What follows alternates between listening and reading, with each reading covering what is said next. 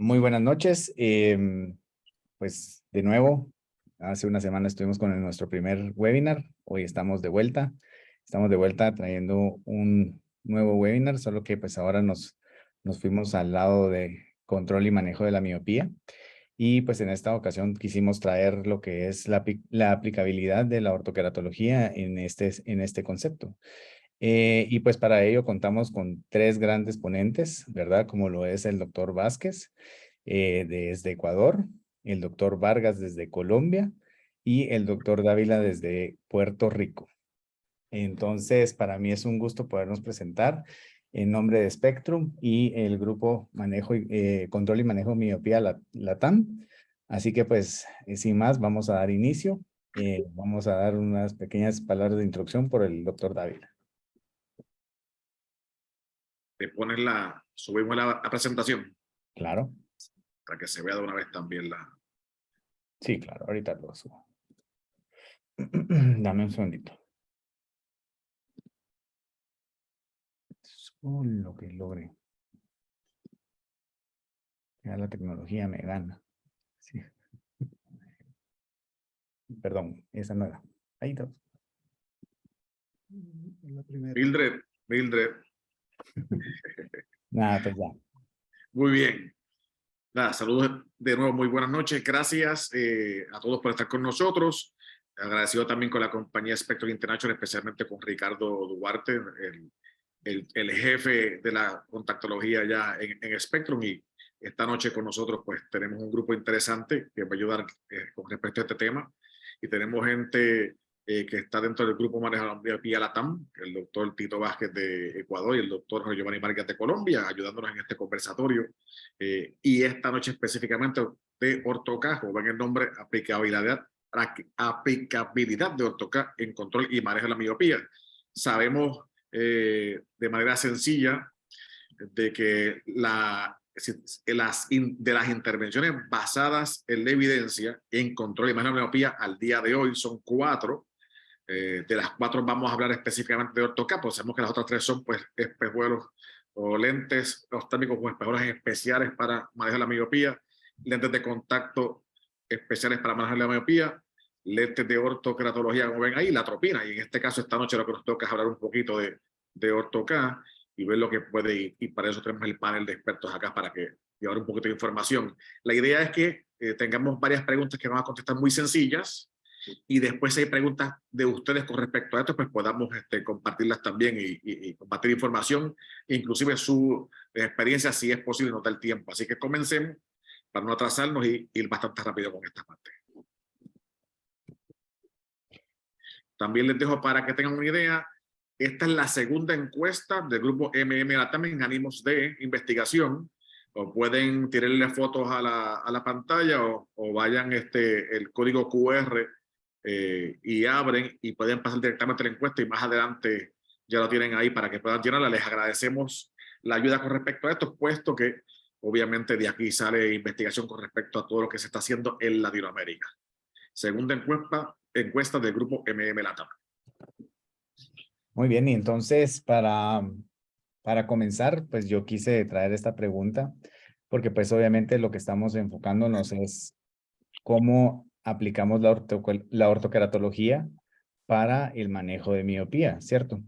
Y una de las cosas cuando atendemos a ese paciente que estamos tratando de controlar o manejar la miopía es cómo abordamos a los papás para poder explicarles sobre el manejo de miopía y en este caso el tratamiento de ortoqueratología. Entonces mi pregunta es para los tres y brevemente, por favor, pueden dar su respuesta. Así que pues comencemos. Vamos a comenzar con el doctor Vargas. Entonces, adelante. Bueno, buenas noches nuevamente a todos los participantes. Gracias, Ricardo, por la introducción y por la oportunidad de estar aquí en este conversatorio. Con respecto a esta pregunta de cómo abordar a los padres, hay realmente una forma y es hacerle ver a los padres, al papá y a la mamá de los niños, que lo que nosotros estamos buscando es la salud a futuro de esta persona, de este niño. que cuando esté grande pues va a ser un adulto y que debe tener esa oportunidad de poder interactuar en la sociedad con una profesión, con una actividad en la cual se pueda desempeñar de forma adecuada. Y es ahí donde nosotros tenemos diferentes herramientas, principalmente imágenes de estas patologías que se pueden llegar a presentar a nivel intraocular, los daños en la retina que nosotros buscamos evitar al hacer el manejo de la miopía. Es importante hacerles ver que este es un tratamiento, es un manejo, digámoslo así, especializado, en el cual vamos con estas diferentes intervenciones, en este caso hoy que estamos hablando de la ortoqueratología, a prevenir que el ojo vaya a tener esas lesiones que son irreversibles. Entonces, pienso que debemos tener estudios en el consultorio, debemos tener fotos, imágenes, hacer uso de las calculadoras que nos permitan apoyarnos y poderle mostrar realmente esa evidencia científica, como lo decía Edgar anteriormente, para que el papá tome conciencia, el papá y la mamá tomen conciencia de que se debe hacer esa intervención y que deben comenzar ese tratamiento lo más pronto posible. ¿Algo que quieran aportar, Edgar o Tito? Bueno, Jorge Giovanni ya explicó bastante bien sobre cómo es el abordaje a los padres. Lo importante es hacerles conciencia que defecto refractivo, error refractivo, como lo quisiéramos llamar, no, el problema no es a corto plazo. Muchas veces los padres se preocupan más en la cantidad de medida de los anteojos de su niño que el problema que va a tener este niño a mediano y a largo plazo. Hay que hacerles conciencia a los padres y eso tomará un tiempo. A nivel de la región estamos comenzando, yo creo, en lo que es la enseñanza y la concientización a los padres de familia, a los padres de estos niños y adolescentes ahora, lo que la miopía a mediano y a largo plazo puede producir en los ojos de estos niños y adolescentes. Creería que debemos, aparte de eso, hacer una campaña fuerte a nivel de instituciones de salud, de los gobiernos de salud locales y nacionales, para que se tome esta patología, entre comillas, que es la miopía, como un problema de salud y lo debemos tomar en serio.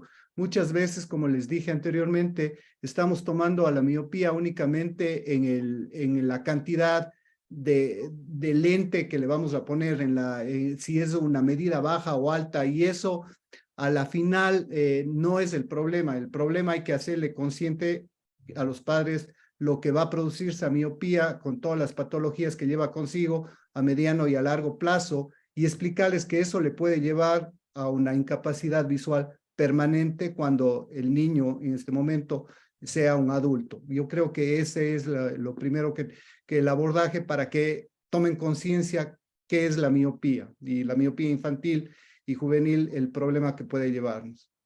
Ok, Edgar, ¿tienes algo más que poner?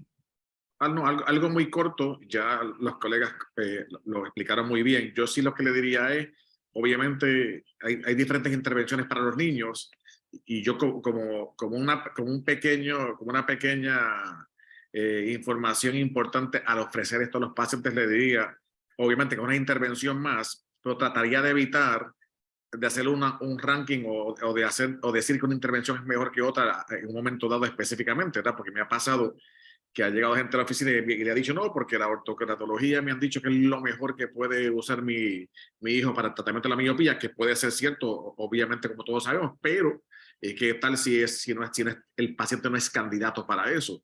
Ya el papá no va a querer algo que no sea lo mejor, entre comillas, para su niño, ¿verdad? Quiere lo mejor. Entonces hay que tener cuidado cuando hablamos de intervenciones, de decir que una es mejor que la otra. Aunque sí sabemos que ortoqueratología quizás es una de las mejores, ¿cierto? Pero ¿qué tal si el paciente no es? Y hay que tratar de evitar eso para no caer entonces en problemas después, más adelante, después que el papá crea de que no está dando lo mejor a ese paciente. ¿Creen ustedes que hay alguna edad límite o para iniciar un tratamiento de ortoqueratología para control y manejo de miopía? ¿O no hay? Pues límite en la parte inferior, Sí, Entre o sea, más perdón, pronto mínima. comencemos a actuar, mejor resultado vamos a tener a futuro. Tito lo decía muy claro, también lo decía Edgar anteriormente, algo que tenemos que tener primero nosotros claro y hacerle ver a los papás del niño o de los niños es que la cantidad de miopía que se tiene no es lo importante es poder prevenir esas enfermedades que se van a producir a largo plazo. Y pues eso lo podemos conseguir entre más rápido empecemos a actuar, entre más temprano. Hemos visto que los estudios que se encuentran, la evidencia científica está reportado con niños a partir de los 5 años. La explicación de esto no es que empecemos a los 5 años, empezaremos antes. La explicación de muchas de estas publicaciones tiene que ver con la parte bioética, en donde hacer publicación seguramente de resultados de niños menores, pues tal vez no estaría bien visto en algunos casos. Algunos comités de ética seguramente nos recomiendan hacer publicaciones de 5 años en adelante seguramente, pero la idea es que nosotros empecemos a intervenir, o diría yo, desde el momento del nacimiento. Ok. ¿Algo más? ¿No? Pasamos a la siguiente pregunta. Ok, listo. Vamos a pasar a la siguiente pregunta. Ok, bueno. ¿Es indispensable tener un dato de topografía corneal para la adaptación de un lente de orto-K? ¿Y cuál sería su aplicación? A ver, Jorge. Bueno, a ver, yo diría, con una sola palabra, la respuesta es sí. Sin embargo, pues en el momento en el que nosotros estábamos conversando, los panelistas, para llegar a un acuerdo de cuál sería la intervención que deberíamos hacer en este conversatorio, pues tocábamos el tema que hay un tipo de adaptación en ortoqueratología, que es la ortoqueratología, la adaptación empírica. Esto pues indica que no vamos a hacer uso de una topografía. Sin embargo, voy a mostrar en unas siguientes diapositivas, primero voy a hablar aquí de estas imágenes que tenemos, que es importante que nosotros nos apoyemos en la tecnología diagnóstica, en estos resultados, para que podamos hacer una adaptación óptima.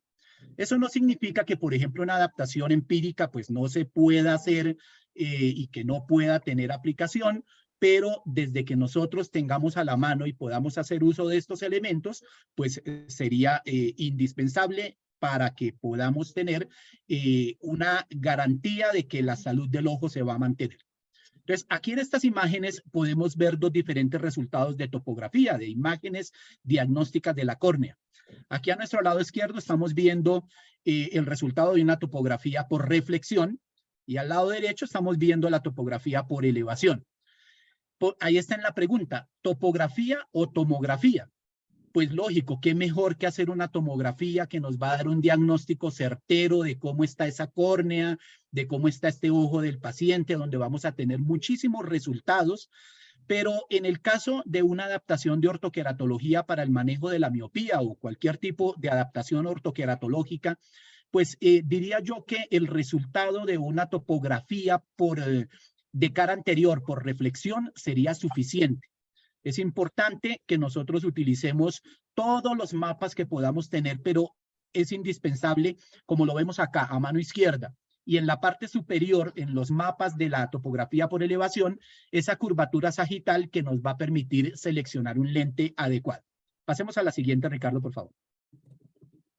Aquí vemos las partes del lente y aquí es donde podemos ver específicamente para qué vamos a utilizar la topografía.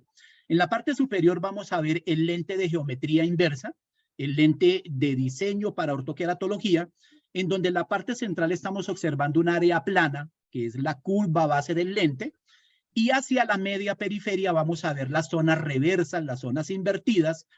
Esas diferencias de curvatura entre el centro, entre la curva base y la zona invertida o la parte reversa, va a, digamos así, a quedar bien relacionada con la superficie corneal si nosotros nos apoyamos en la topografía. Asimismo, la parte periférica, que es la zona de alineamiento, que tiene diferentes radios de curvatura, depende del fabricante, podemos encontrar 3, incluso 4 radios de curvatura en esa zona, pues qué mejor que apoyarnos del resultado de esa topografía para poder centrar el lente de una forma adecuada. Ahí abajo tenemos unas imágenes en donde a mano izquierda está la imagen topográfica del paciente sin haberle hecho la intervención de ortoqueratología. Luego viene en el centro la imagen del lente de contacto con el resultado fluoroscópico, en donde vamos a ver esa zona de inversión que es el anillo de tinción de fluoresceína que estamos viendo aquí en esta parte. Y en el centro, en la curva base, alcanzamos a apreciar la pupila. En una adaptación empírica, pues, ¿qué tendríamos en cuenta? Que esa zona óptica, que esa parte central del lente esté lo más centrado con respecto a la pupila. Eso nos haría pensar que estamos haciendo una buena adaptación.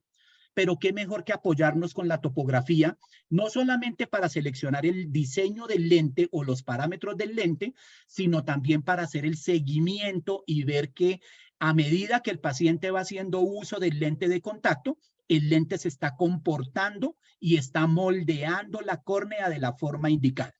La siguiente, por favor, Ricardo.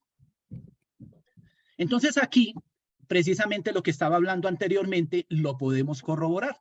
Aquí podemos ver el lente con su imagen de fluoresceína, y aquí podríamos pensar que ese lente está bien adaptado, pero ya viendo el resultado de cómo moldea el lente la córnea, cómo hace esa redistribución epitelial del centro hacia la parte periférica, en esta imagen específicamente podemos ver la pupila, que es el círculo negro que estamos encontrando ahí, y el área de moldeamiento corneal, que es la zona azul, que nos está mostrando aquí en la zona central, que hay un centraje adecuado del lente.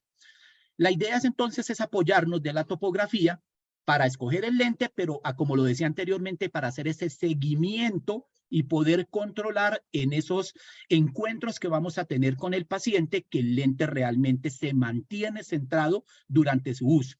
De no ser así, pues entonces vamos a encontrar unos patrones, como lo vamos a ver en la siguiente diapositiva, en donde ya podríamos empezar a ver un descentraje.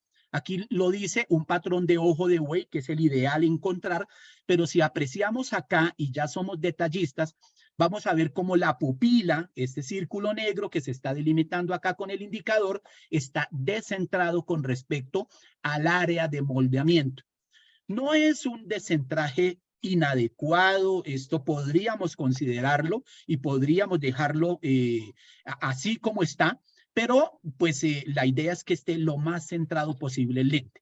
Lo que sí no podemos permitir es, como en la siguiente diapositiva, encontramos ya unas fallas en estos patrones topográficos. Aquí específicamente este de Isla Central nos está mostrando que no estamos haciendo el aplanamiento en la parte epitelial central de esa córnea de forma indicada. Aquí nos está mostrando que ese lente no tiene ese contacto directo con el epitelio de forma adecuada y nos está dejando un área central. Entonces, pues esto ya nos permite corregir, buscar un lente mejor, que tenga una mejor relación para que podamos hacer el moldeamiento. Aquí vemos el patrón en general centrado, pero con esa isla central que no nos favorece, y esto se va a manifestar en una regular agudeza visual de nuestro usuario. La siguiente, por favor. Otro diseño donde ya vamos a encontrar descentrajes del lente. Aquí entonces vamos a ver cómo este patrón en sonrisa, donde se ve ese encurvamiento inferior, es porque nos está mostrando que el lente se está descentrando de forma superior y se está generando este patrón. Y en la siguiente diapositiva vamos a ver el caso contrario. Aquí entonces cómo se hace el descentraje hacia la zona inferior y me genera este patrón de encurvamiento o de mala adaptación de la zona reversa del lente hacia la parte superior. Y en la siguiente imagen, en la siguiente diapositiva, vamos a ver que también podemos encontrar estos descentramientos del lente de forma horizontal, que se denominan así, como lo vemos acá, en luna creciente, que en este caso lo estamos encontrando el encurvamiento de forma inadecuada hacia la parte izquierda, pero también puede estar al otro lado. Entonces, estos resultados, estos ya serían en los controles que nosotros vamos haciendo y en el mismo proceso de adaptación, nos pueden orientar de una mejor forma para que el lente y el diseño y los parámetros sean los adecuados para cada paciente.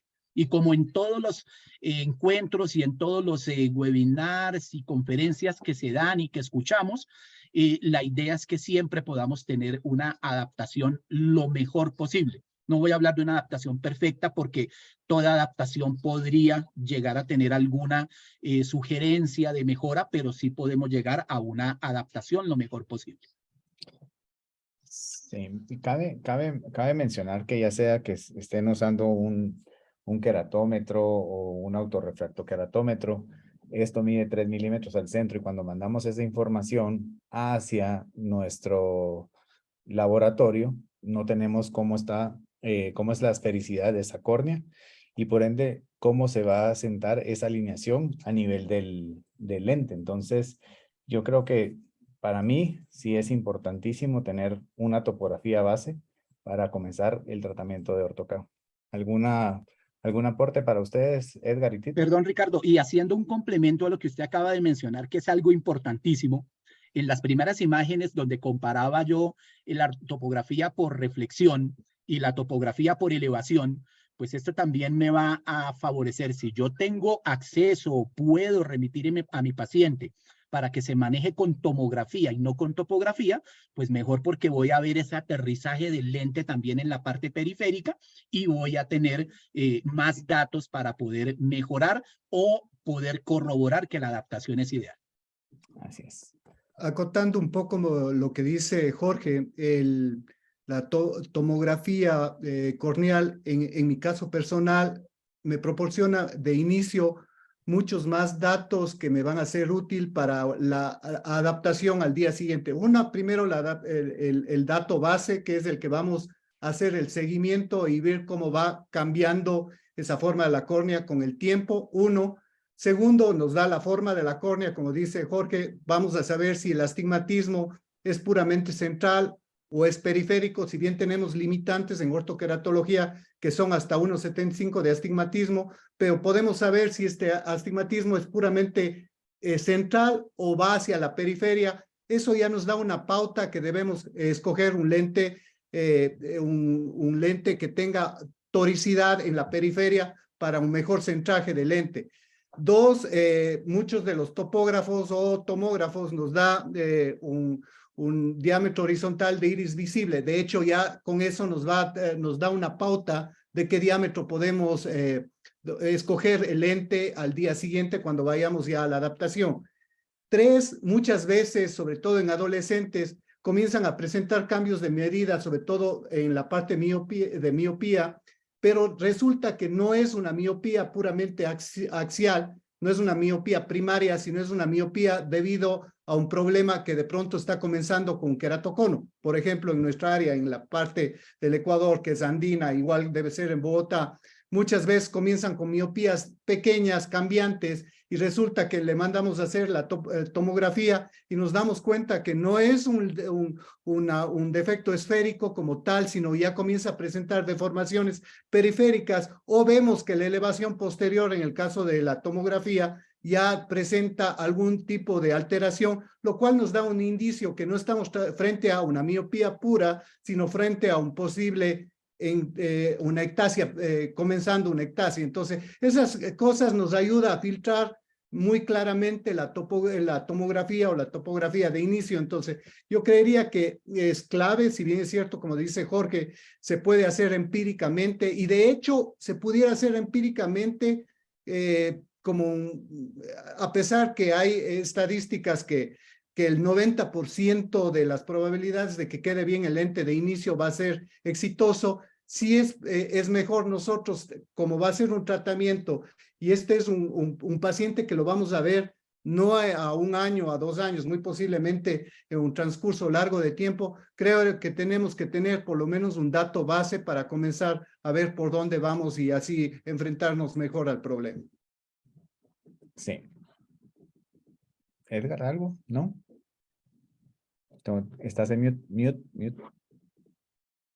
Bien importante también, si aquellos que tenemos un poquito más de experiencia, pues ya sabemos por la topografía lo que está sucediendo, pero un dato interesante es que si usted está comenzando en esto y tiene un topógrafo y hace topografías, todas esas capturas que usted tiene, se las puede, si hay algún tipo de problema, hay que arreglarlo, las puede enviar a la compañía, a su consultor, y con esa topografía también el consultor le puede ayudar a usted a resolver el problema. O sea que también desde el punto de vista estratégico, pues conviene tener la tomografía, ya está claro, como han dicho los colegas, de que es súper importante para poder hacer las adaptaciones, pero además de eso, una ventaja grande es que le puede ayudar a usted a entrar a este campo de la ortoca y que sirva para que le ayuden los consultores de las compañías a trabajar esos casos donde ustedes tengan problemas.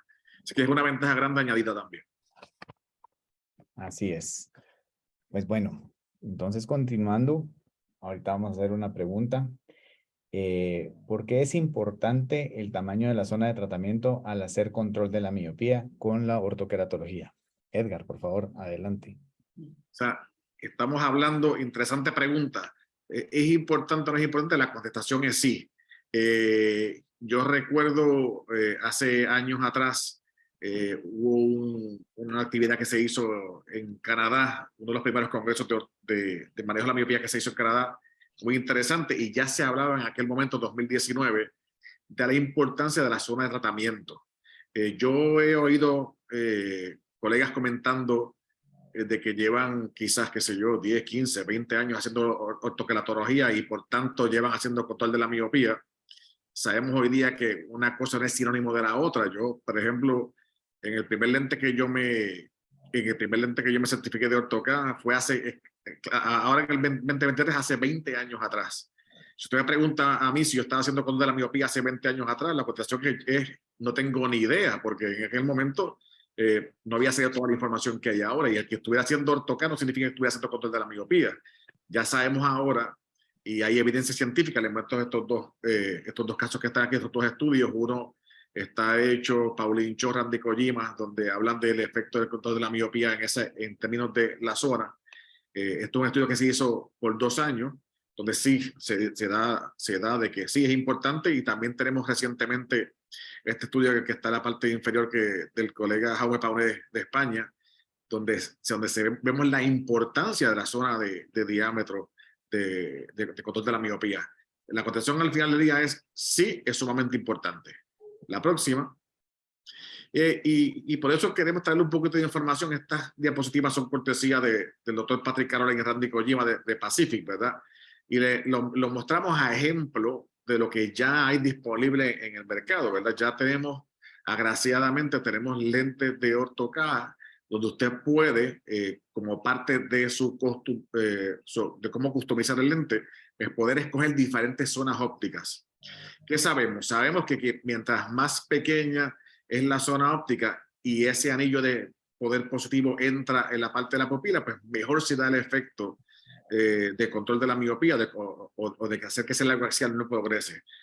Otros estudios que están siendo importantes es de que los lentes de ortoca causan aberraciones ópticas positivas, y esas aberraciones ópticas son importantes en el progreso de la miopía. O sea que el hecho, usted puede tener un lente que tenga una zona óptica extremadamente grande, quizás no entre ese positivo en la pupila, y por tanto no se da tan bien el efecto. Y esto está probado ya científicamente. Esto no es que creemos, ya sabemos que hay estudios con respecto a eso. El próximo. Aquí quieren el patrón de fluoresceína, y vamos a ver ahora una foto del lente más real en la próxima diapositiva. Aquí tenemos, en el caso de este lente que es Mullens, tenemos zonas desde 5.0, 5.5, 6.0. Como decían los colegas, es importante el tamaño de esa pupila de ese paciente. Cada paciente es un mundo aparte y hay que estar pendiente. Y parte importante es que si usted tiene un lente que puede proveer diferentes zonas ópticas, puede entonces hacer una ortoqueratología más efectiva, ya sea para el adulto o para el control de la miopía, que es lo que nos atañe básicamente en la noche de hoy. La próxima. Ustedes ven cómo está cambiando en la zona de tratamiento de 5 versus 6, son mapas básicamente tangenciales. Ustedes pueden ver el cambio de 0.63 milímetros de un lado a otro. Esto está haciendo a Ricardo la parte inferior, 3.62 de tratamiento, 2.99 en el otro. Obviamente más grande, una zona óptica más grande, pues más área de tratamiento, más pequeña, una zona más pequeña de tratamiento. ¿Cuál es la parte interesante y por qué es importante? En la próxima diapositiva nos ayuda con respecto a eso también. Antes de ir a ella, les explicamos también, existen muchos lentes de ortoca en el mercado disponibles en Latinoamérica. Pues yo lo que sí les pido, independientemente del que sea, que analicen la data de lo que puede proveer un lente como estos de ustedes. Sabemos que tanto en esclerales, como en lentes corneales, como en lentes híbridos, la capacidad de customizar el lente es lo que nos está haciendo hacer mejores adaptaciones. Y qué mejor que tener un lente que nos permita, de AutoCAD en este caso, que nos permita hacer muchas cosas. Miren, un ejemplo de esto es el siguiente. Los incrementos de curva base en un bull lens es de 0.01 milímetros. La curva de reversa, ustedes saben que la curva de reversa la controla básicamente cuán arriba o cuán abajo está, y la zona de tratamiento de una micra en una micra. Y por no quiero hablar de otros diseños, pero para que tengan idea, comparen esto con los diseños que hay en el mercado para que ustedes puedan ver cómo puede customizar. El ángulo de zona de alineamiento de 0.01 grados, o sea, ya han llegado tanto y tan específicos diseños como estos, que nos hacen poder llegar o poder trabajar muchos casos de diferentes perfiles corneales. Y la toricidad de una micra en una micra. O sea, yo recuerdo que el primer lente que yo trabajé hace años, 20 años atrás que me certifiqué, por decirlo así, o sea, la curva de reversa era de 25 micras en 25 micras, cuando esta es una micra. El ángulo de zona de alineamiento, yo recuerdo que era de 1 grado en 1 grado, aquí 0.01 grado, o sea, tengo 100 veces más posibilidades de alineamiento. Y la toricidad de una micra son parámetros increíbles para uno poder trabajar a ese paciente y customizarlo y poder llevar un buen diseño a ese ojo. Next. Y entonces, cuando hablamos de control de AutoCAD de adulto versus AutoCAD para control de la miopía, fíjense en la pupila que les va a enseñar ahora Ricardo. Mire, ese circulito negro perfecto es la pupila. La zona roja es la zona positiva, la zona de reverso, donde está el poder positivo. Y se fijan, en este caso, esa zona roja quedó bastante fuera de la pupila. Sí, quizás agarraba el guito, pero no mucho. Ahora, miren en el caso que está al lado, miren una zona óptica mucho más pequeña, entró mucho más rojo por esa pupila, por tanto entra mucho más poder positivo y aberraciones positivas, y eso precisamente, según la evidencia científica que tenemos, es lo que nos ayuda a que se dé un mejor control de la miopía y trabajar con ese largo axial de ese paciente. Ya sabemos, y esto por eso empecé con la evidencia científica, de que hay evidencia científica seria que nos da a entender de que una zona óptica más pequeña es mejor para el control de la miopía en AutoCAD específicamente. Por tanto, búsquense un diseño que le permita hacer cosas como estas, que sea lo más personalizado posible para que obtengan los mejores resultados para ese paciente. ¿Algo que quieran aportar, Jorge, Tuto? Sí, de pronto hacer un comparativo, los que ya tenemos la dicha de contar con lentes oftálmicos para el control de la progresión de la miopía aquí por lo menos en Colombia, en el momento tenemos uno, ya los fabricantes nos garantizan que en el transcurso de este semestre llegan los demás. Es para que veamos que esa zona, digamos, central, donde no hay tratamiento, donde no hay desenfoque, son pequeños los diámetros. El área periférica, donde va a desenfocar en la retina periférica, es amplia. Entonces, esto también se relaciona con lo que estaba diciendo Edgar anteriormente. Esas zonas centrales, entre más pequeña tiene, la evidencia científica, los resultados de los estudios nos han mostrado que tienen mayor efectividad. Ok, sí, y cabe mencionar, como decía Edgar, hay muchos diseños. De hecho, pues nosotros contamos con 2 diseños que se pueden personalizar en su zona óptica, como lo es Euclid y como lo es Moonlens. Cabe mencionar que cuando vamos a hacer realmente manejo y control de la miopía, sí debemos enfocarnos en un diseño que tenga esa capacidad de personalizar, como mencionaba Edgar. Entonces, es muy diferente la AutoCAD para dejar de usar lentes o lentes de gafas o lentes de contacto, y la AutoCAD para control y manejo de miopía. Entonces, sí, vuelvo y me repito, asesórense del diseño que están utilizando para poder tener un mejor control de miopía para sus pacientes. Importante, veo que hay varias preguntas, ya en esa área, no se preocupe, la vamos a discutir las preguntas. También veo que en el chat han escrito una que otra pregunta. Si es posible, pasen esas preguntas al área de preguntas y respuestas, porque es más fácil darle seguimiento para que no se nos pierdan, ya que no queremos perder ninguna pregunta que ustedes estén pendientes para trabajarla o hacerla. Ok, listo. Vamos a continuar. Entonces, vamos a hacer la tercera pregunta. Y esta pregunta es, de los pacientes que tiene adaptados para control de la progresión de miopía con Ortho-K, ¿qué efectividad y resultados ha obtenido? Adelante, Tito. Bueno, Ricardo, gracias. A ver, esta pregunta es de pronto la más importante ahora, sin desmeritar las anteriores en cuanto a lo que es manejo y control de miopía.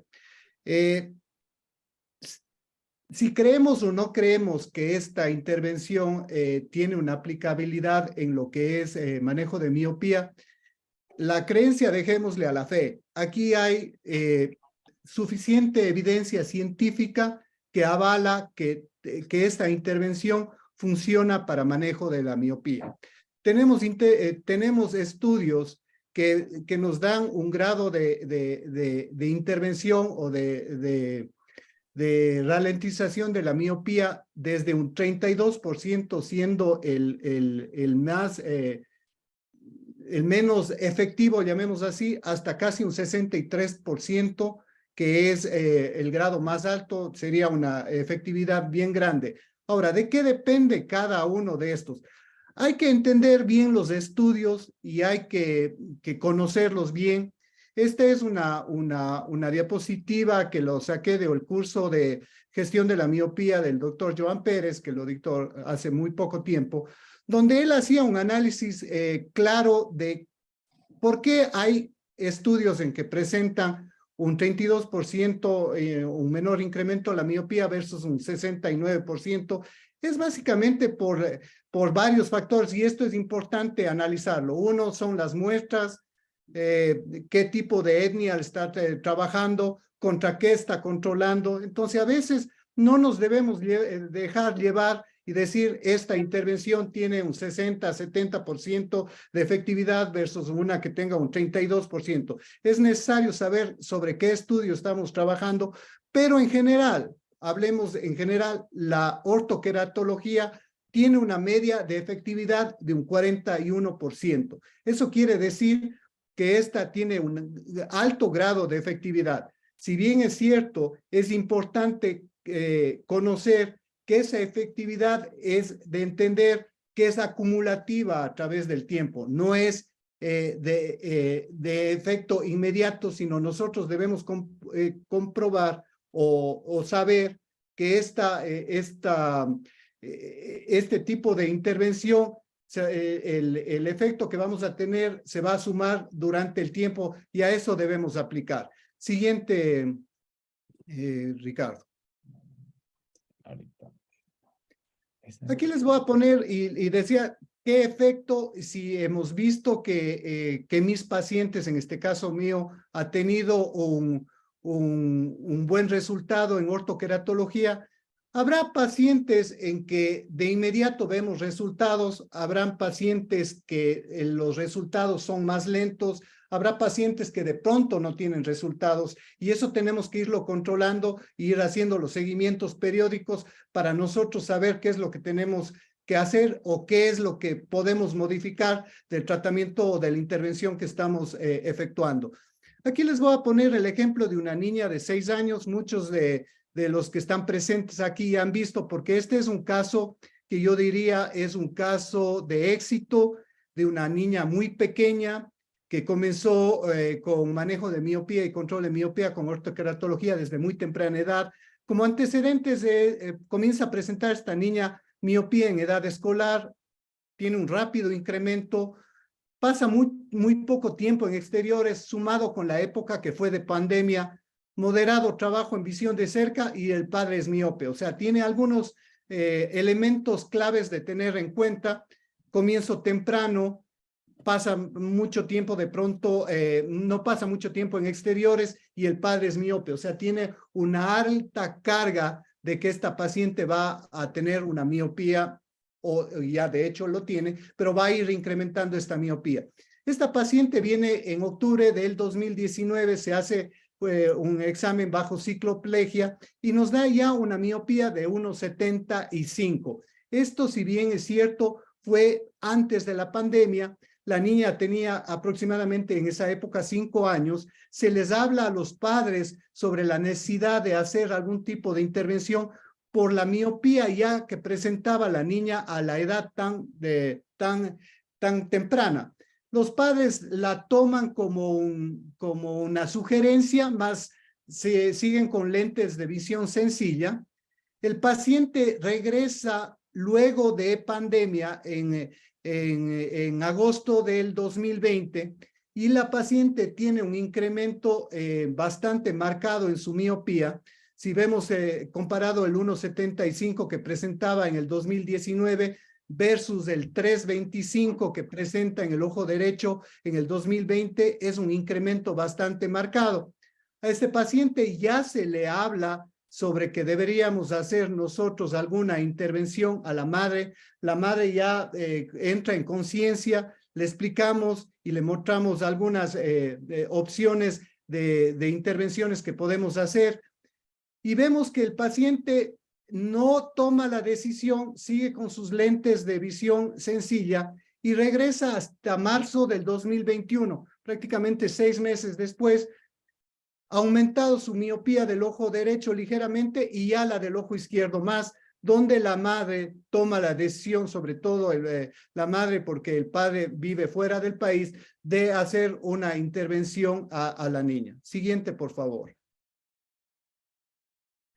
Aquí nos ayudamos un poco y yo les traje estas gráficas que son del Brian Holden, sobre todo para los padres a veces es más fácil entender los perceptiles que son cómo va a cambiar cierto parámetro que puede ser tamaño del niño, pero aquí en este caso el tema es de longitud axial con relación al tiempo. Las gráficas de Brian Holden nos ayudan a entender esto y a hacerle como una especie de puente entre la evidencia científica que tenemos acá y que los padres entiendan de mejor forma. Les traje 2 ejemplos, uno con el porcentaje de control que es el basado o revisado por pares, que es el que presenta mayor evidencia científica,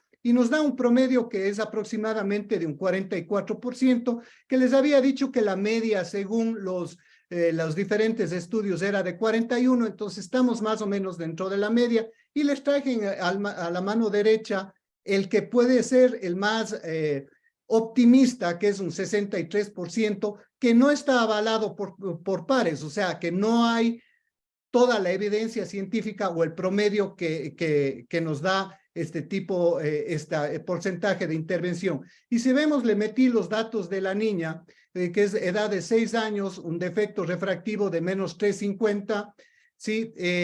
Y escogimos como opción de manejo de miopía la ortoqueratología. Y esto nos sirve para explicar claramente a los padres cómo puede ser el incremento de la miopía si es que hacemos algún tipo de intervención y si no lo hacemos ningún tipo de intervención. Hay que recordar claramente que nosotros luchamos cuando estamos trabajando en manejo de miopía, que ese niño o ese joven no llegue a tener una miopía que sobrepase las 6 dioptrías, que es donde la evidencia nos da mayores, que va a tener mayores cambios a nivel de su polo posterior y que su longitud axial no supere los 26 milímetros.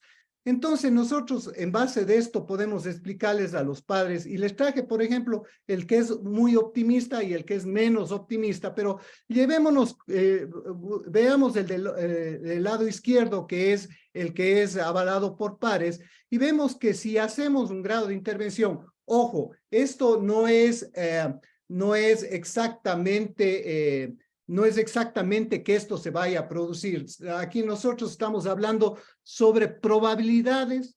Esto no es exacto, puede ser más o menos, pero esto nos va a dar una guía para nosotros presentarle a los padres y ver que, por ejemplo, si hacemos algo, la máxima medida que pudiese llegar o que pretendemos llegar puede ser alrededor de 5 dioptrías. Si les explicamos a los padres que de 6 en adelante es crítico para el joven o niño, vemos que estamos dentro de un rango más o menos entre comillas, que podemos manejar, seguro, inclusive que su niño o adolescente, cuando llegue a edad, que ella pudiera optar por otro tipo de procedimiento, como es una opción quirúrgica a mediano plazo, lo puede optar.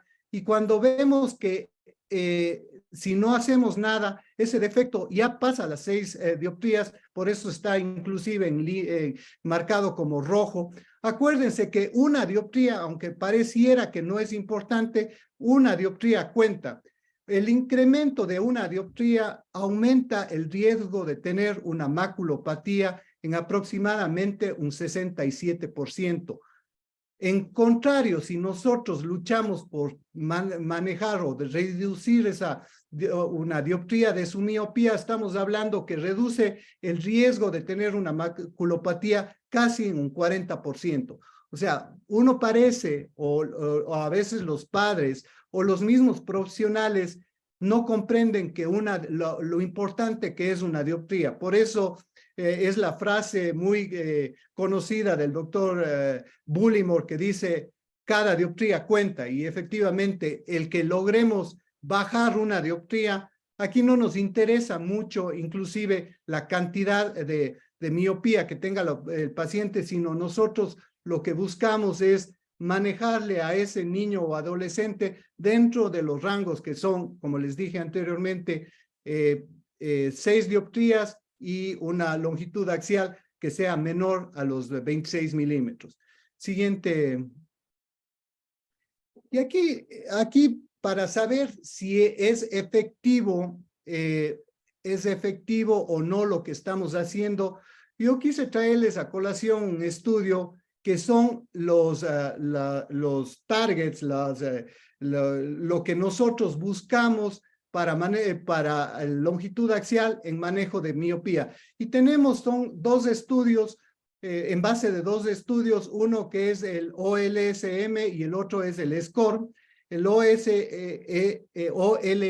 es un estudio que se hizo en los Estados Unidos y comparó cuánto debería ser por edad la longitud axial en miopes y cuánto debería o cuánto es la longitud axial o el incremento de la longitud axial en hemétropes. Sabemos que un niño definitivamente hasta que llegue más o menos entre 13, 14 y 15 años, esa longitud axial va a seguir creciendo. Ahora, una cosa es que crezca dentro de los parámetros normales y otra es que crezca dentro o que crezca cuando el paciente tiene la tendencia a ser miope. Evidentemente, en el miope sabemos que la longitud axial va aumentando mucho más rápido y es mucho más rápido con relación a la edad. Por eso es que nosotros tenemos que hacer algo para tratar de ralentizar la miopía. Entonces, quería explicarles, por ejemplo, en un niño de 8 años, que el incremento más o menos que se espera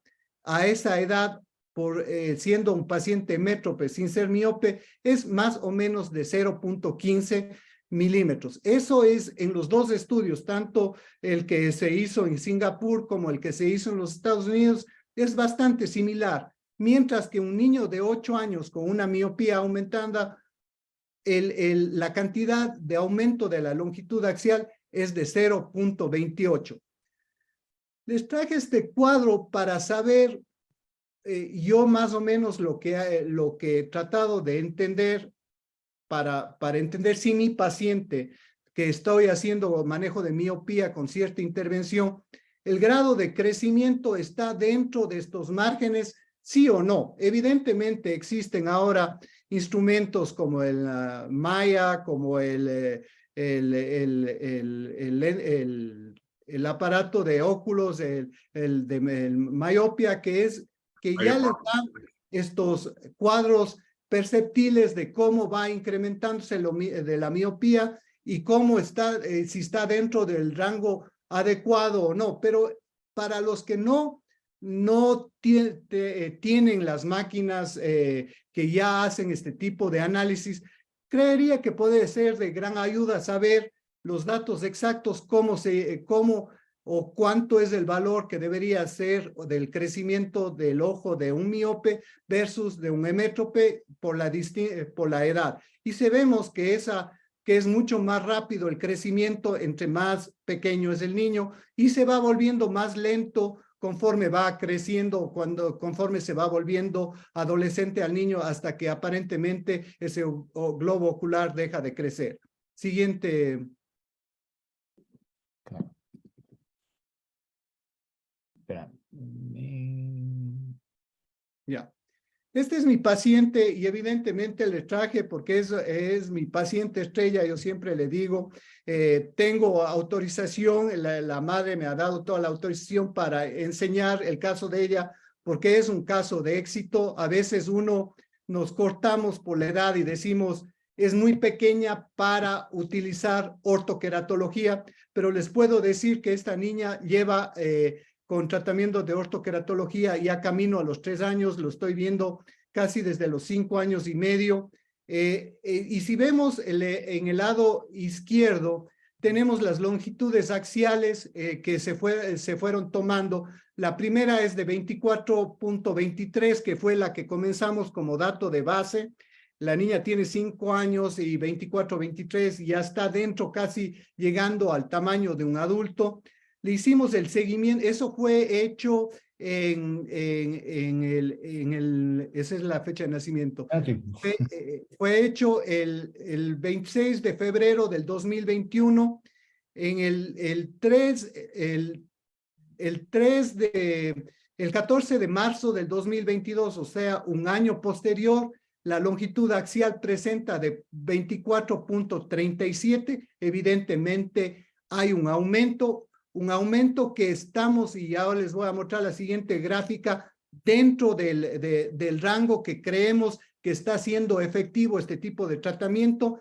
Y la última lo hice a los 6 meses porque queríamos presentar en un congreso este caso de éxito. Lo hicimos a los 6 meses. Si bien es cierto, hay un incremento, el incremento obviamente es menor y creemos que al cabo del año pues va a ser más o menos la tendencia más o menos igual. Hay que pensar que los impactos en control o manejo de miopía, sobre todo que vamos a hacerlo a largo plazo, al principio van a ser mucho más marcados esas intervenciones, se va a ver mucho mejor, digamos, los resultados, porque la miopía siempre va a ir incrementándose más en niños, o el ojo va a ir creciendo más en niños y se va a ir disminuyendo su tamaño conforme vaya incrementando su edad del niño. Dele un clic.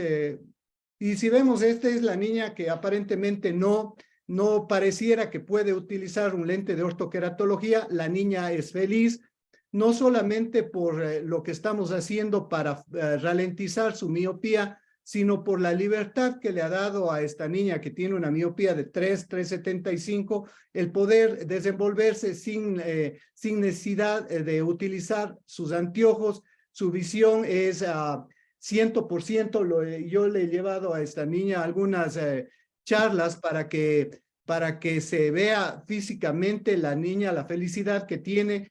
La madre es comprometida, evidentemente, porque ella es la que maneja y hace su mantenimiento de los lentes, pero no ha habido un problema de decir no se puede hacer ortoqueratología en niños pequeños. Como decía Jorge Giovanni en su presentación inicial, entre más pronto nosotros hagamos la intervención, mejor efectividad vamos a tener en cuanto a lo que es el manejo y ralentizar sobre todo la miopía. Siguiente.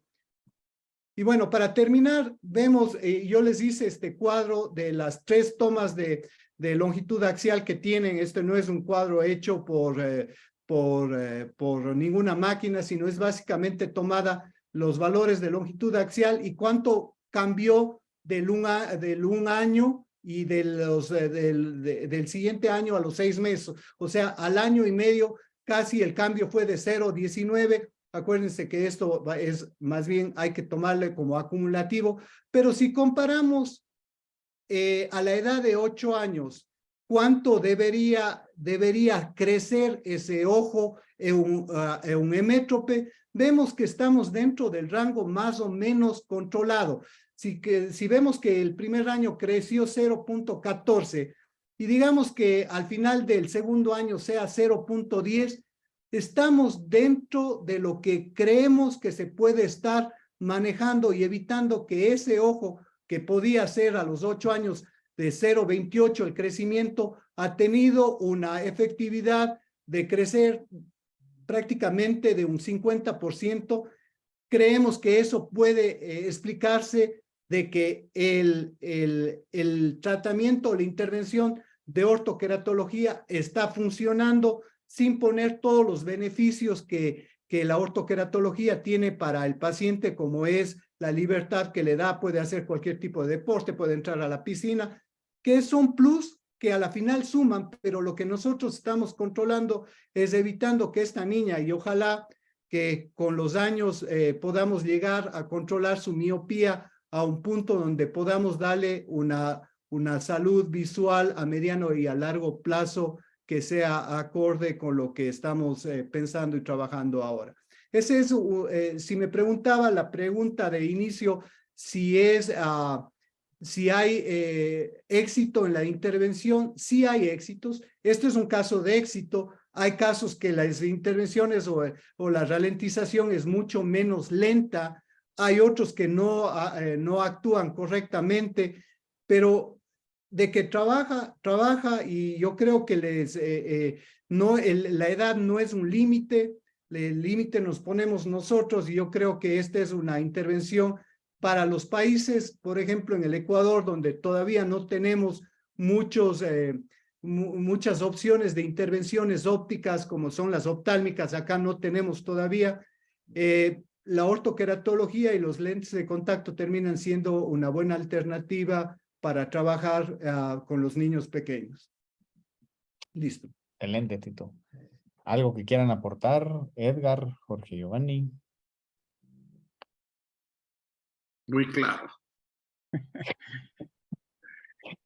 Así de sencillo. Ok, yo pues les quiero compartir para aquellos que de pronto quieran una alternativa para un biómetro y si bien no va a ser tan exacto, podemos utilizar una página que en una presentación hace algún tiempo nos dio Mireia.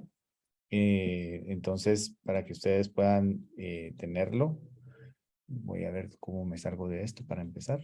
Y ya me meto. Aquí está. Entonces, bien es cierto. Ahora voy a pasar esto por abajo.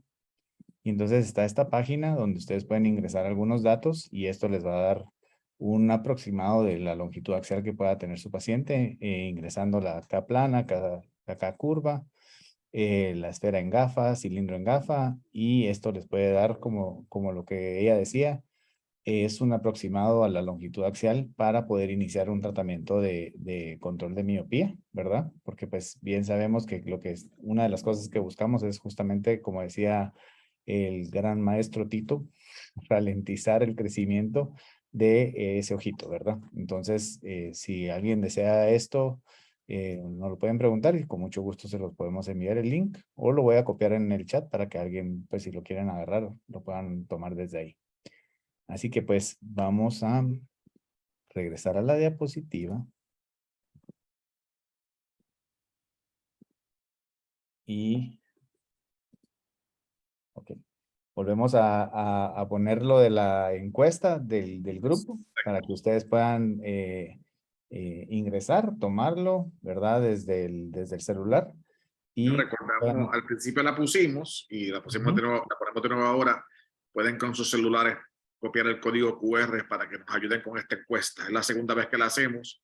Queremos combatir la data con el 2019 y ver cómo va ahora. Vamos muy bien, pero mientras más gente tengamos en cuenta, mucho mejor. Recuérdense que en Latinoamérica no hay muchas estadísticas de estudios y pues queremos comenzar con esto para ir creando más información para los practicantes, ¿verdad? Todas esas tablas que dio Tito, que ustedes vieron, ya se han hecho muchos estudios y están disponibles, pero muchos de ellos son en Estados Unidos, hay algunos en Europa, obviamente muchos que son en Asia, pero lamentablemente Latinoamérica no tiene absolutamente nada. Quizás en los estudios que se han hecho en Estados Unidos hay hispanos, obviamente, en esos estudios y estamos representados, pero datos de este tipo, de crecimiento de niños con respecto a la eje axial, no lo tenemos, así que hay que ver cómo trabajamos todo eso. Hay 8 preguntas en el tintero, don Ricardo. Así es. Empiece, a ver si terminamos antes de la 1 de la mañana. Ok, bueno, pues nada, pues ya, gracias por la presentación. Vamos a comenzar con las preguntas y después ya nos despedimos. Entonces el doctor Miopía, Héctor Hugo Páez, nos hace esta pregunta. ¿Cuál es el mapa topográfico que debe ordenar el especialista en control de miopía y con qué frecuencia? ¿Alguien que quiera contestar? Bueno, si quieren, comienzo yo. Entonces, depende del tipo de topógrafo que estemos utilizando. Si tenemos un tomógrafo, pues la idea es tener todos los mapas y poder hacer un análisis total. Pero ya específicamente para hacer el análisis del tipo de lente, de los parámetros del lente y del seguimiento en los controles para ver que el lente está centrado, que está haciendo el moldeamiento de forma adecuada, pues es indispensable el análisis de la cara anterior, un mapa sagital o un mapa tangencial, dependiendo ya pues del gusto y de la forma de analizar por parte de cada uno de los profesionales. Este sería el recomendado. Frecuencia de seguimiento, pues cuando se está haciendo la adaptación, la prueba, necesitamos el mapa previo a la adaptación. El mapa, ya una vez seleccionamos el lente para verificar que el moldeamiento se está haciendo adecuadamente, y yo normalmente acostumbro entre los 3 y los 6 meses volver a hacer una topografía para verificar cómo va ese proceso de adaptación. Sí, está bien. Importante la topografía base. Que quizás es una de las más importantes cuando empecemos a hacer ortoca, que como decía el doctor Jorge, hacer una buena topografía base con mapas axiales regulares, a ver como que nos describan toda esa zona que cubre la córnea, obviamente verificando que haya repetibilidad en las medidas que estamos tomando y de que podemos cubrir lo máximo que podamos de esa córnea. Como decía Ricardo al principio, un gratómetro cubre 3 milímetros, un topógrafo más o menos por ahí te cubre 8, quizás 9 milímetros, pero lo ideal es un topógrafo que te cubre la córnea entera. Sabemos que un lente de ortoca descansa en la cuerda de 8, pero llega básicamente el borde hasta casi los 10 milímetros. Si tienes un topógrafo que no cubre mucha área, pues te quedas con mucha área sin mapear, y entonces hay que tener cuidado con respecto a eso. Y obviamente ya, como decía el doctor Rey, una vez que ya tiene tiempo con haciendo ortoqueratología, pues en cada uno de los controles repetir la topografía de buena manera para asegurarse que todo vaya bien. Es correcto. Ok, la doctora Natalie Salomón nos pregunta, ¿qué paciente no es candidato para uso del lente de ortoca? Bueno, adicionalmente hay una pregunta de Salim donde dice que si hay evidencia que el lente de ortoqueratología pudiera ayudar a la progresión y al control del queratocono. Aquí me aprovecho de esa pregunta de Salim para responder la pregunta de Natalie, porque ¿qué paciente no es candidato para hacer uso de ortoca? Un paciente con queratocono. Esa sería una de las contraindicaciones. Respondiéndole entonces también a Salim, lo que vamos a hacer nosotros es un moldeamiento del epitelio, una redistribución de las células epiteliales. Vamos a hacer que las células del centro, en el caso de la ortoqueratología para miopía, las células del centro del epitelio central van a emigrar hacia la media periferia. Incluso algunas de la periferia también migran hacia esa media periferia para moldear la córnea, y así como en la cirugía refractiva, lo que se busca es generar ese aplanamiento de la córnea, pues aquí se va a simular con ese moldeamiento corneal. Entonces, no estamos generando ningún tipo de cambio en el tejido del estroma del paciente. Por eso la respuesta para Salim es no vamos a tener ninguna efectividad en el queratocono. No vamos a manejar queratoconos con ortoqueratología. No tenemos ningún resultado, la evidencia y algunos estudios que incluso se han tratado de hacer para ver si había resultado de aplanando la córnea de tener el queratocono, nos han indicado que no. El queratocono nace por la cara posterior de la córnea, a medida que va evolucionando, va llegando a afectar la cara anterior. Entre más avanzado está, más evidencia de la cara anterior. Por eso, como decía Edgar anteriormente, la importancia de tener un buen resultado topográfico con una tomografía, porque tenemos resultado de toda la córnea, de cara posterior, de cara anterior, cosa que sucedía anteriormente cuando no estaban los tomógrafos, sino solo la topografía por reflexión, incluso con los pacientes que iban a cirugía refractiva, que se seleccionaba mal porque no teníamos el recurso para poder identificar que había un queratocono en inicio, en estado temprano, o incluso en estadio subclínico. Entonces, definitivamente no hay opción de controlar con ningún lente, ni por aplanamiento, ni por ortoqueratología, el queratocono. Y pues complementando también, ¿qué otro paciente no podría ser apto para hacer uso de ortocan? No sé, de pronto ya sería alguna alteración severa de la superficie ocular. No sé si de pronto Tito y Edgar tengan algo más para complementar. Sí, como dice el doctor Jorge, obviamente si hay alguna enfermedad de la superficie ocular de manera severa, pues contraindica automáticamente, o si está lastimada la córnea como regla general, alguna condición infecciosa, si el paciente tiene conjuntivitis bacteriana, por ejemplo, obviamente pues se cae de la mata de que no puede, pero como regla general, eso es lo que estamos pendientes. Y si le recalco, obviamente no hay evidencia científica de que aplanar la córnea, eso se creía hace 30 años atrás, pero sabemos hoy día, y después del estudio CLEC, aplanar la córnea queratocónica lo que hace es inducir más cicatrización en ella y dañarla más todavía, y esa es la data que hay hasta ahora. Sí, así es. El doctor William Peña Herrera. Saludos. Una duda, Tito. ¿Cuál es el dato base que determina el aparecimiento del... Debe ser aparecimiento, creería yo. Aparecimiento de astigmatismo periférico? A ver,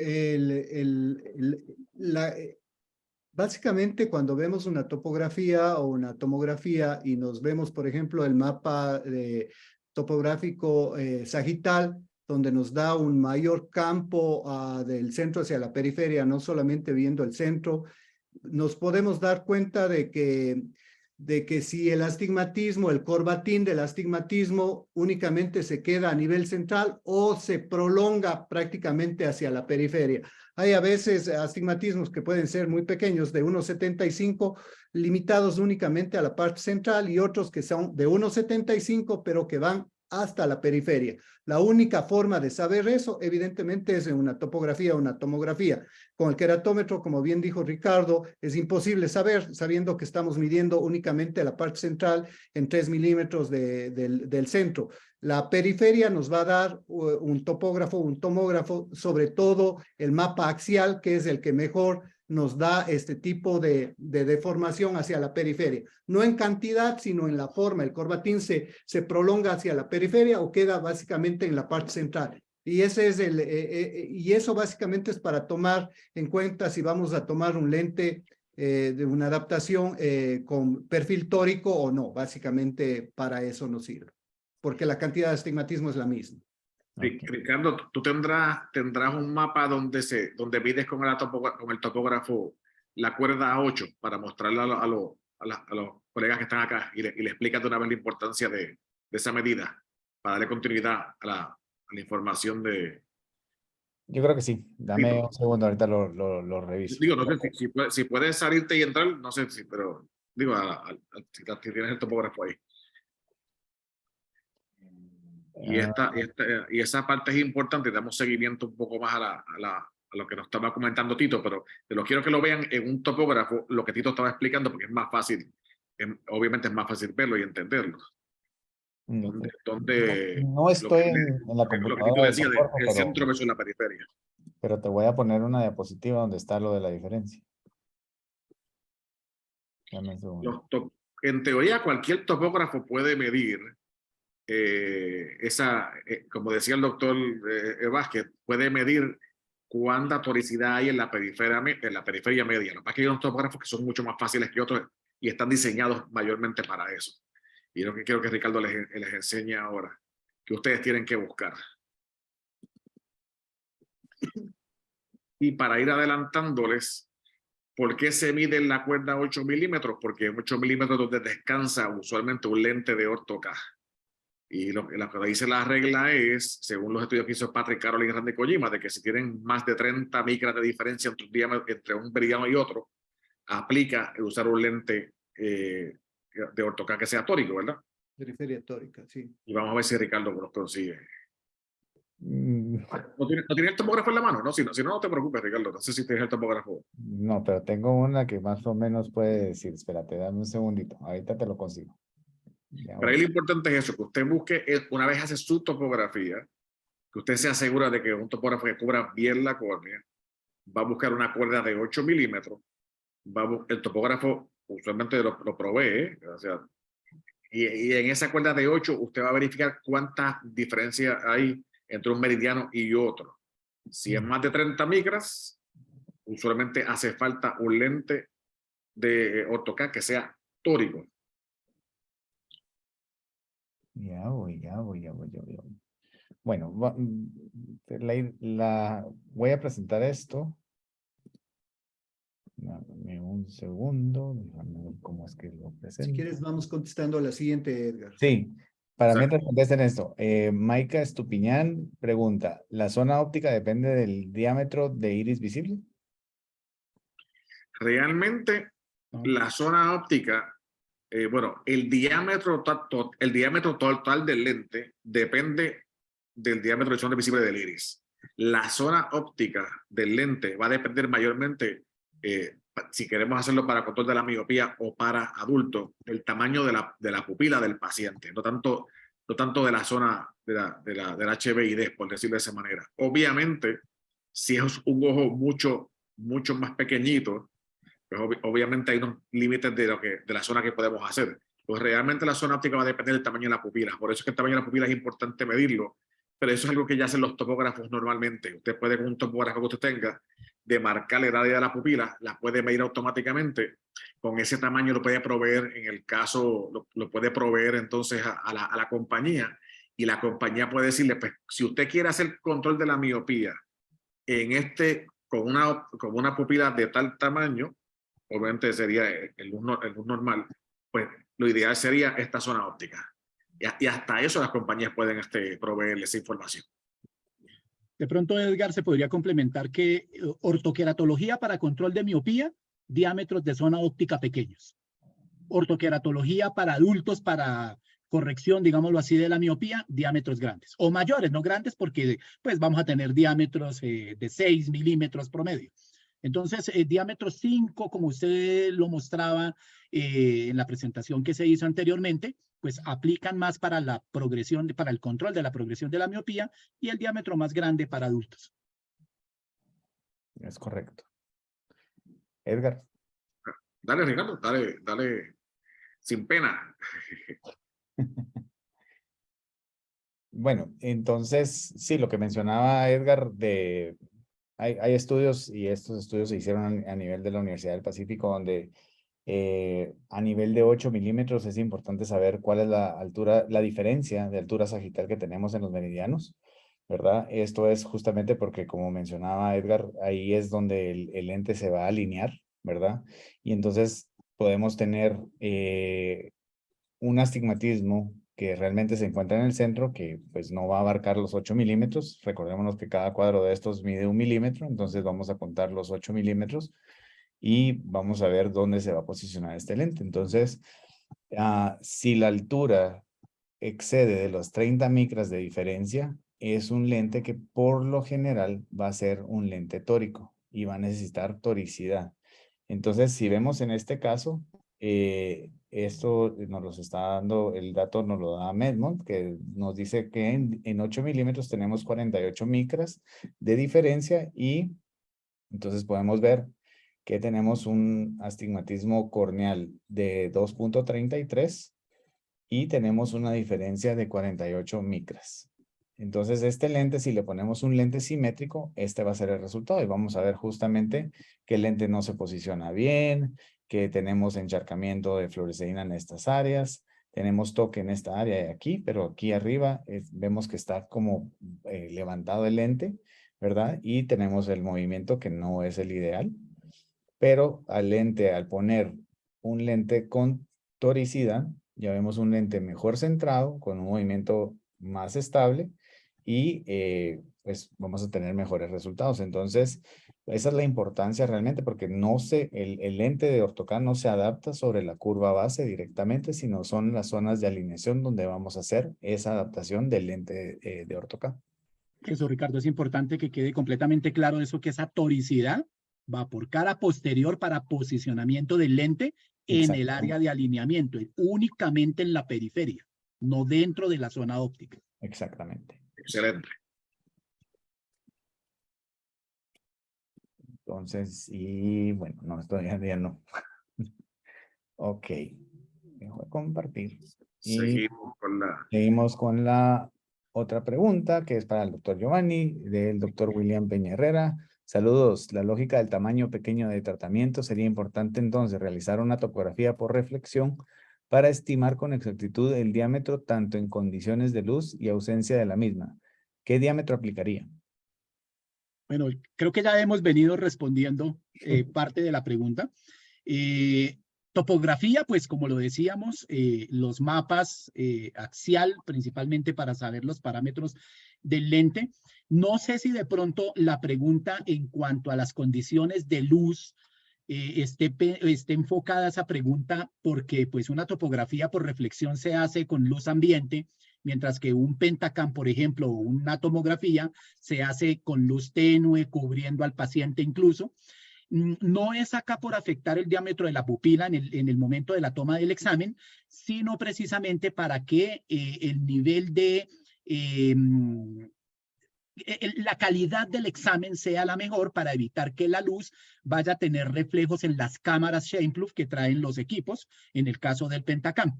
Pero digamos que, pues pensando en el diámetro pupilar, como lo decíamos anteriormente, en el caso de la ortoqueratología, para control de miopía, entre más pequeño el diámetro, mayor efectividad en el tratamiento.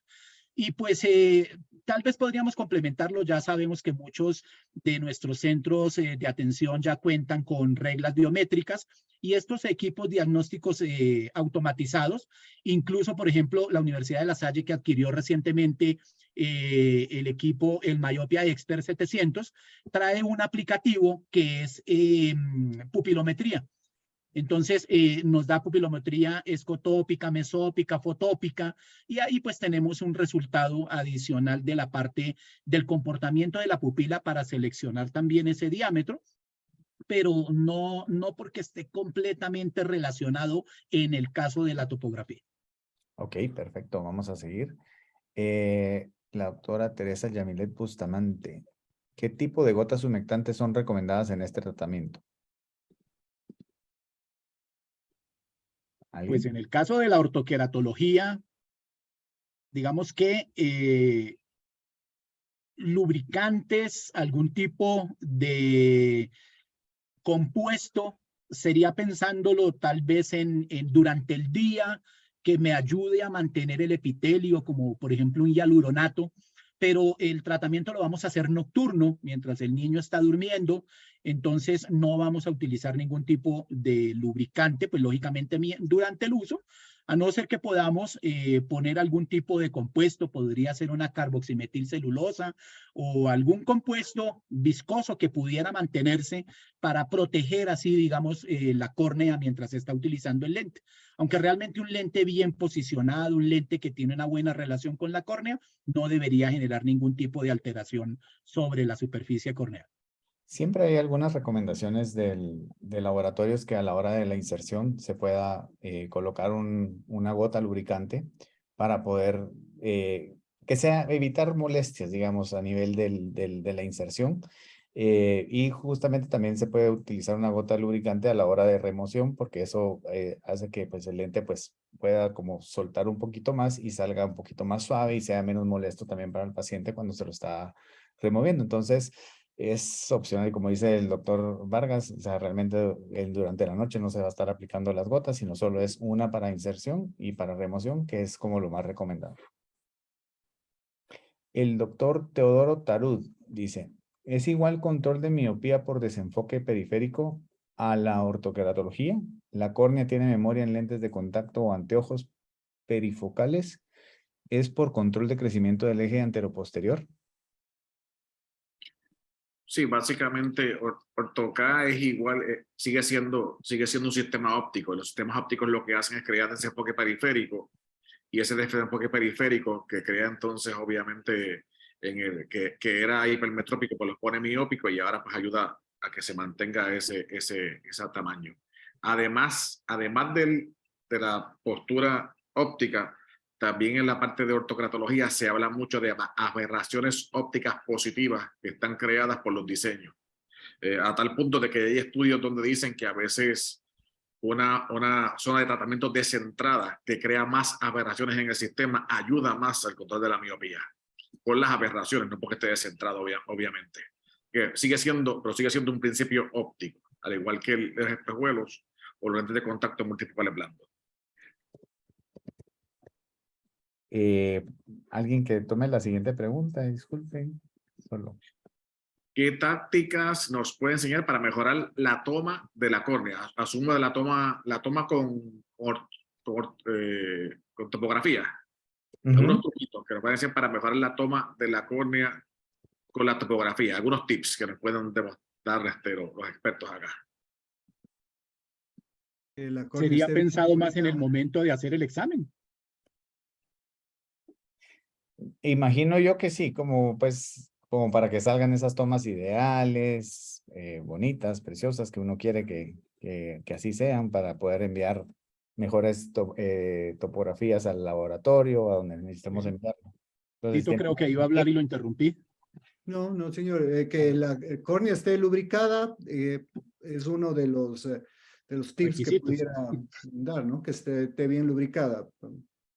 Dentro de los protocolos de atención, en los centros de diagnóstico, por lo menos nosotros en la parte de topografía, para hacer la topografía con el tomógrafo o con el topógrafo de reflexión, pues digamos que proyectamos sobre la superficie corneal, todo se basa en lo que se va a reflejar de la córnea, y vemos si es inestable esa película lagrimal, pues se aplica un lubricante momentáneamente mientras que queda, como lo decía Tito, la superficie lo más lisa posible para que el resultado sea lo más confiable posible, y ya pues esa sería la única recomendación. Ok, listo. En niños usualmente lo usual, aunque pueda haber ojo seco en niños, pero lo usual es que esté lubricado los tejidos. Ya en adultos es otra cosa, porque adultos muy mayores con blefaritis y disfunción de glándulas mismo es otra cosa, hay mucho lípido y muchas cosas que hay que trabajarlo antes. Pero en niños usualmente es mucho más fácil. Ahí lo importante de las tomas es, si hablas con alguien que le gusta mucho la topografía, lo importante de las tomas es que haya repetibilidad en esas tomas. De que no vas a tomar una topografía y esa es la que vas a utilizar, ¿verdad? La idea es que tú puedas tomar 2, 3, 4, 5 topografías en la misma vista y comparar de que haya repetibilidad en esa. Si hay repetibilidad, entendemos que tenemos buenos mapas. Si hay buenos mapas, vamos a tener buenos resultados. Ok, listo. Y la última pregunta que tenemos, y yo creo que ahí estamos perfectos, del doctor Alfonso Mojica. Buenas noches. Es un placer escuchar a estos expertos de la contactología. En algún artículo leí sobre la ortoca diurna. No me quedó claro. Un abrazo. Yo aprendí ortoca diurna en Barraquer hace 28 años atrás con el doctor Hernando Henao. En aquel momento. Al día de hoy no conozco nadie que ya haga ortoca diurna, aunque en teoría sí uno puede tener un antepuesto. ¿Qué crees? ¿Has oído algo, Tito o Jorge? No, pues eso se utilizaba antes, efectivamente, cuando se comenzó a hacer la ortoca, pero era por aplanamiento en sí de la córnea, que es la que Hernando Henao hacía. pero eso quedó en desuso y con los nuevos lentes de geometría inversa que están hechos para otro tipo de corrección que estamos hablando, no, yo no he oído nada durante el día ahora. Para manejo de la miopía, de la progresión de la miopía, es ortoqueratología nocturna. Diámetros pequeños, como se estaba hablando, entre más pequeño, mayor efectividad. Y ortoqueratología diurna, realmente hay algunas publicaciones, algunos estudios que se han tratado de hacer comparando la ortoqueratología diurna con la nocturna, pero definitivamente ya esto para adultos, no aplica para control de la miopía. Se ha podido evidenciar que pues un adulto que quiere hacerse ortoqueratología es porque durante el día quiere ver sin ningún tipo de prescripción. Y pues hacer uso de un lente de ortoqueratología durante el día pues realmente va en contra de lo que el paciente está buscando. Entonces, ese ha sido también uno de los motivos por los cuales no ha tenido buen resultado este tipo de adaptación. Ok. Hay una última. ¿La quieren contestar? ¿La contestamos? Bueno, José Vargas pregunta, ¿cuándo decidimos ya que ya no es candidato para ortoca sino para cirugía láser? Digamos que ya no es para ortoca, sino pasa a ser de cirugía láser. ¿Cómo decidir eso? Tal vez es lo contrario. El paciente no va a cirugía porque tiene una córnea muy delgada. No hay opción de aplicarle ese láser por el adelgazamiento que tiene en su córnea. Entonces, una opción precisamente para que no utilice prescripción durante el día y vea bien es hacer uso de la ortoqueratología. Dentro del chat había una intervención donde decía que la contraindicación para hacer ortoqueratología era miopías altas. Normalmente la ortoqueratología llega hasta 6 dioptrías. Pero hoy en día tenemos diseños de algunos fabricantes, como lo decía Tito, para manejar astigmatismo, y también hay otras opciones que llegan a cubrir incluso hasta 10 dioptrías de miopía. Con no tanta certeza de que se pueda hacer, porque eso también depende del espesor del epitelio que tenga el paciente y de la histéresis corneal también ahí sumado para que se mantenga durante el día un moldeamiento de una miopía tan alta. Pero pues digamos que sería esta parte la que deberíamos tener presente. Yo creo que igual como lo que decía, o sea, también dependiendo de la queratometría, porque si tenemos una queratometría plana de 40 y queremos corregir, ya no vamos a lograr no va a ser un candidato ideal y realmente podrá llegar a corregir una cierta cantidad, pero siempre, aunque el diseño sea y lo promueva, puede ser que siempre quede alguna miopía residual y que pues eso les cause eventualmente problemas. A mí siempre me dijo Edgar al principio que no me metiera con casos muy grandes y pues le hice le hice lo contrario y me metí con una paciente de -8 realmente y era una niña de 12 años y bendito sea Dios, pues sí funcionó, le quedó muy bien y no es que no sea, pero sí hay que estudiar bien el caso para poderlo, ver si es candidato o no a la ortoqueratología, ¿verdad? Y al control de miopía, que eso es lo que estamos buscando. Entonces, pues bueno, yo creo que con eso concluimos. Pues nada más que agradecer por parte de Spectrum y el grupo Latam a todos los asistentes. Realmente, wow, fueron bastantes. Estamos súper contentos de poder compartir con ustedes y pues con estos 3 grandes gurús de la contactología que tenemos aquí. Realmente pues es un placer compartir. A mí siempre me encanta poder platicar con ellos y con ustedes. La rifa de los libros dice, pero no. Así que pues a ustedes, a Tito, Jorge, Edgar, muchas gracias por sus conocimientos y por este tiempo que nos están brindando para pues toda la gente que nos está escuchando y que seguramente aprendieron mucho de ustedes. Dale uno para atrás para poner de nuevo el QR code.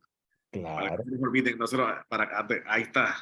Aquellos que estén, agarren su celular, cópienlo, hagan la encuesta, a ver si subimos por lo menos un grupito más. Agradecidos por la ayuda que nos den con la encuesta.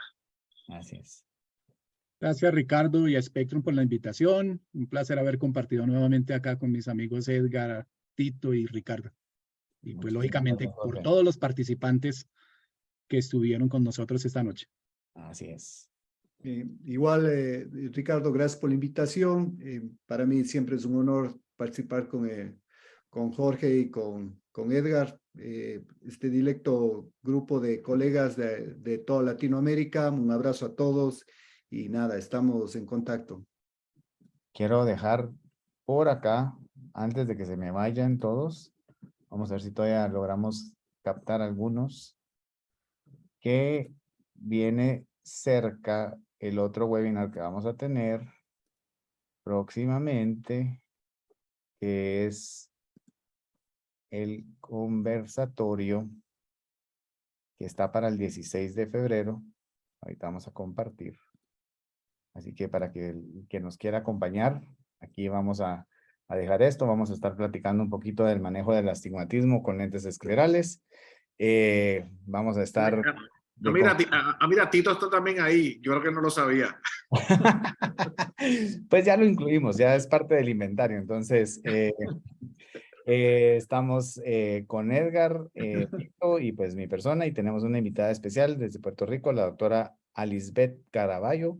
Así que pues si nos pueden acompañar la próxima semana, el 16, esto vamos a hacerlo ahora jueves, así que están cordialmente invitados y vamos a estar posteando el link de registro. Muchas gracias a todos y que tengan feliz noche, descansen, donde ya es demasiado tarde, pues lo sentimos, pero qué bueno que se quedaron a compartir. En el chat dejé la URL, del acceso a la calculadora de longitud axial. Buenísimo, gracias. A mí se me Bueno. pasó por estar leyendo, pero bueno. Ok, de nuevo, muchas gracias a ustedes. Feliz noche. Chao. Chao. Buona serata a tutti. Ya vas. El italiano, no podía faltar el italiano. Es que hay que, bueno, pero aparte de la buona serata tutti, ¿hay más italiano? ¿Cómo es la cosa? Piano. No, pues sí, pianito, yo. No, hombre, pero... No se lo pierdan, no se pierdan el astigmatismo, que está bien interesante. Astigmatismo con lentes esclerales, aberrometría, problemas con aberraciones corneales, todo este tipo de cosas. Así que pues vamos a tratar bueno, no a tratar, no. Vamos a seguir compartiendo un poquito más con todos ustedes y es un placer.